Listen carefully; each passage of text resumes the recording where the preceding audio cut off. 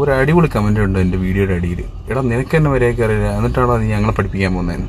ഇത് എനിക്ക് പഠിക്കാൻ വേണ്ടി ഞാൻ തുടങ്ങുന്ന പരിപാടിയാണെന്ന് ആദ്യമേ പറഞ്ഞിരുന്നു ഫസ്റ്റ് വീഡിയോയിൽ.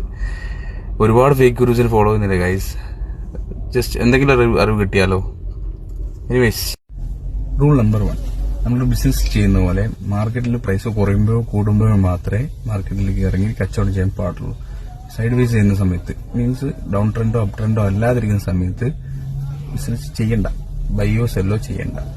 ഇന്നത്തെ എന്റെ പ്രോഫിറ്റിന്റെ കാരണം മണിക്കൂർ 2 or 3 കാത്തിനു ശേഷമാണ് നമുക്കൊരു സെറ്റപ്പ് കണ്ടത്.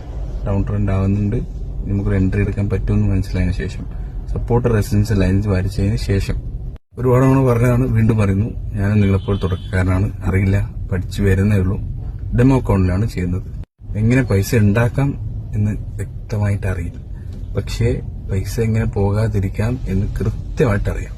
കുറെ പോയതാണേ.